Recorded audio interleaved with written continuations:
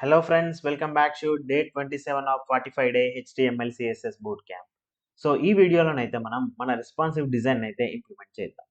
So responsive design in the sense different డివైజెస్లలో మన website క్లీన్‌గా, నీట్‌గా కనపడాలి. సో ఇక్కడ క్వెషన్ ఏంటంటే డిఫరెంట్ డివైజెస్ మనకెలా తెలుస్తాయి?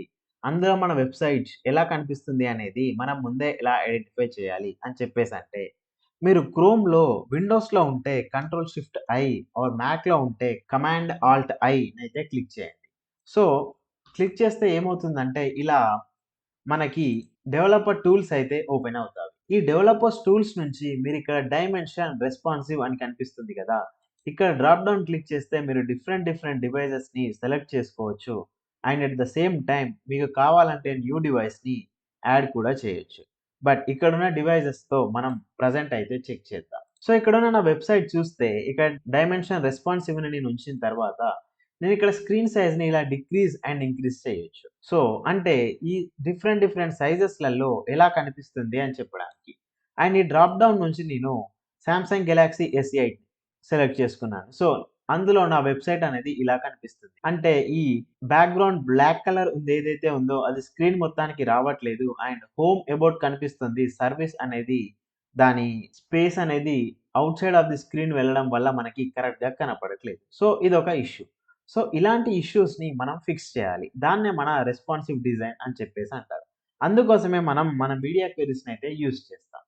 సో, వాటిని ఎలా ఇంప్లిమెంట్ చేయాలి అనేది ఇప్పుడు మనం చూద్దాం. సో, దానికోసం మీకిక్కడ ఒక హెచ్‌టీఎంఎల్ ఫైల్ అయితే ఉంది. ఇది మీకు ప్రొవైడ్ చేస్తాను. అండ్ సీఎస్ఎస్ ఫైల్ అయితే ఉంది.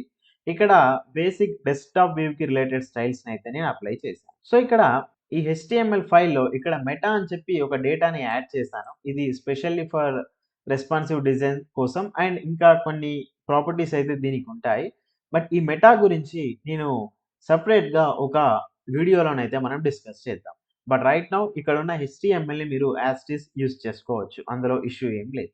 అండ్ ఇక్కడ స్టైల్ షీట్‌ని కూడా నేను రిఫర్ చేశాను. ఇప్పుడు మనం మన మీడియా క్వెరీస్‌ని ఎలా యూజ్ చేయాలి అనేది చూద్దాం. అందుకోసం మనం మీడియా అని చెప్పేసి తీసుకొని దాని తర్వాత మనం ఏం చేయాలంటే మన సైజ్‌ని ప్రొవైడ్ చేయాలి. ఎలా అంటే మాక్స్ విడ్త్ తీసుకుంటున్నాను నేను. నా మాక్స్ విడ్త్ కనుక లెట్స్ సే ఒక 768 పిక్సెల్స్ అవుతే ఇక్కడ నేను సెపరేట్ సెట్ ఆఫ్ స్టైల్స్‌ని అప్లై చేస్తాను. అంటే ఏంటంటే నా వెబ్‌సైట్‌లో ఇక్కడ విడ్త్, హైట్ కనిపిస్తుంది కదా! మాక్సిమం విడ్త్ అంటే నేనిప్పుడు దీన్ని రెస్పాన్సివ్ చేసేసి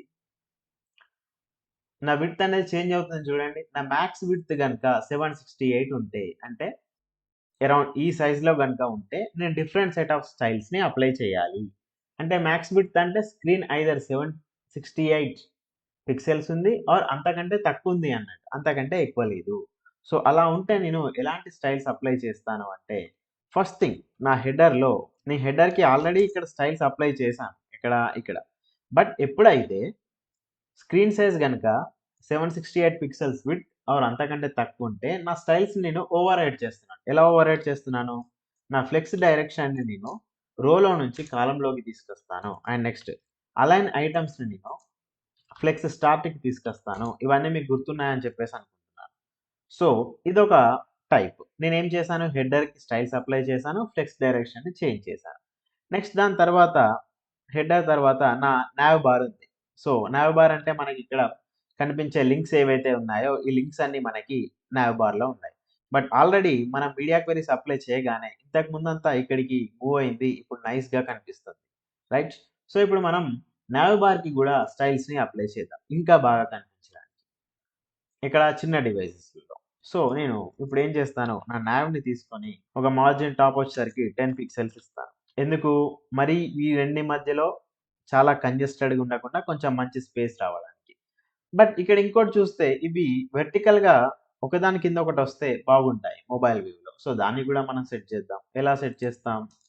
నా నావ్‌లో ఉన్న అనార్డర్ లిస్ట్‌ని తీసుకొని వాటి ఫ్లెక్స్ డైరెక్షన్ ఏం చెయ్యు? కాలమ్ చెయ్యి. సో, చూడండి ఎలా వచ్చేసాయి. ఫస్ట్ మనం యూజ్ చేసిన ఫ్లెక్స్ డైరెక్షన్ ఏమో రెస్పాన్సివ్ లేఅవుట్‌కి and nav bar entire nav బార్‌కి. అందుకే ఒకదాని తర్వాత ఒకటొచ్చాయి.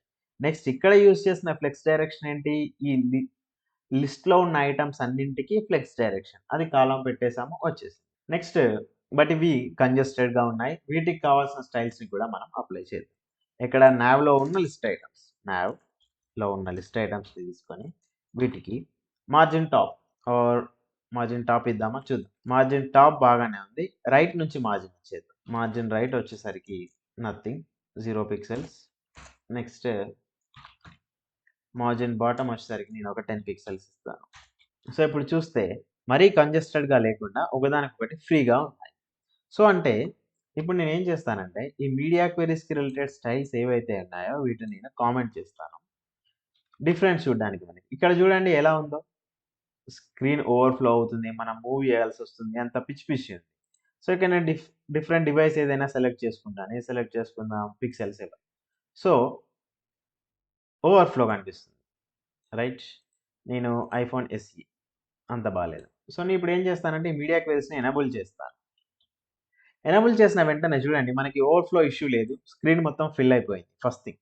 నెక్స్ట్ మన రెస్పాన్సివ్ లేఅవుట్లో ఈ నావ్ బార్ ఏదైతే ఉందో అది ఒకదాని తర్వాత ఒకటి నీట్గా కనిపిస్తుంది. నేను ఇప్పుడు రెస్పాన్సివ్ సెలెక్ట్ చేసుకొని స్క్రీన్ సైజ్ని డిక్రీస్ చేస్తున్నా కూడా బాగానే వస్తుంది. మరీ మీరు 1 ఇంచ్ ఉండే అంత డిక్రీస్ చేయదు. దీన్ని కూడా మనం హ్యాండిల్ చేయొచ్చు, బట్ ఇక్కడ మనం చేయట్లేదు. ఎందుకంటే ఇంత చిన్న డివైజెస్ ఉన్నాయా లేదా అనేది మనం చూసుకోవాలి. ఎందుకంటే ఫస్ట్ థింగ్ హ్యాండిల్ చేయడం ఈజీ. నేను ఇక్కడ ఏం చేస్తాను, మ్యాక్స్ విడ్త్ వచ్చేసరికి 50 పిక్సెల్స్ పెట్టి మళ్ళీ ఇంకొంచెం స్టైల్ అప్లై చేస్తాను. బట్ మీరు ఒక రియల్ లైఫ్ ప్రాజెక్ట్లో వర్క్ చేస్తున్నప్పుడు డెడ్లైన్స్ అనేవి చాలా డిఫికల్ట్గా ఉంటాయి. సో మీ క్లయింట్ మారుతి వ్యాగ్నర్ అడిగితే మారుతి వ్యాగ్నరే ఇవ్వండి, బిఎండబ్ల్యూ అడిగితే బిఎండబ్ల్యూనే ఇవ్వండి. వ్యాగ్నర్ అడిగినోడికి బిఎండబ్ల్యూ ఇవ్వకండి, బిఎండబ్ల్యూ అడిగినోడికి వ్యాగ్నర్ ఇవ్వకండి. వాని రిక్వైర్మెంట్స్ ఏంటి, ఎంత పెద్ద డివైస్ వరకు కావాలి, ఎన్ని ఇంచెస్ డివైస్ వరకు చూడాలనుకుంటున్నాడు అనేవి తెలుసుకొని వాటన్నింటి వరకు మాత్రమే చేయండి. సో నేనైతే ఐఫోన్ ఎస్ఈ ఈ సైజ్ వరకు ఎనఫ్, చాలా బాగా అనిపిస్తుంది. ఈ విధంగా మనం ఈ లేఅవుట్స్ని యూజ్ చేసి, layouts in the sense media క్వెరీస్ని యూజ్ చేసి మన లేఅవుట్ డిఫరెంట్ డివైజెస్లో కూడా నీట్గా కనపడేలా మనం చేయొచ్చు. సో ఆ కాన్సెప్ట్లో మనకి మీడియా క్వెరీస్ చాలా యూజ్ అవుతుంది. సింపుల్ ఏం లేదు, ఇక్కడ ఏంటంటే మనం అప్లై చేసిన స్టైల్స్ ఏవైతే ఉన్నాయో ఎగ్జాక్ట్లీ ఆ స్టైల్స్ మీడియా క్వెరీస్ యూజ్ చేసి ఇఫ్ క్లాజెస్ లాగా మ్యాక్స్ విడ్త్ 768 ఉంటే ఒక స్టైల్ అప్లై చేయు, మ్యాక్స్ విడ్త్ 500 పిక్సెల్స్ ఉంటే ఇంకో స్టైల్ అప్లై చేయు అని మనం స్పెసిఫై చేస్తాం. సో అలా స్పెసిఫై చేయడం వల్ల ఎప్పుడైతే స్క్రీన్ సైజ్ చేంజ్ అవుతుందో వెంటనే మనకి సిఎస్ఎస్ యాక్టివేట్ అవుతుంది, లుక్ అండ్ ఫీల్ని కంప్లీట్గా చేంజ్ చేస్తుంది. సో ఈ విధంగా మనం డిఫరెంట్ డివైసెస్కి రెస్పాన్సివ్ డిజైన్ అయితే ఇంప్లిమెంట్ చేయొచ్చు. సో ఇది ఫ్రెండ్స్ మీడియా క్వెరీస్ని ఎలా యూజ్ చేయాలి అని చెప్పేసి. సో ఈ వీడియో కనుక మీకు నచ్చితే ఖచ్చితంగా లైక్ చేయండి. నెక్స్ట్ వీడియో కోసం మన ఛానల్ని సబ్స్క్రైబ్ చేసుకోండి. కంటెంట్ నచ్చితే మీ ఫ్రెండ్స్కి ఖచ్చితంగా షేర్ చేయండి. So thank you for watching. Have a nice day.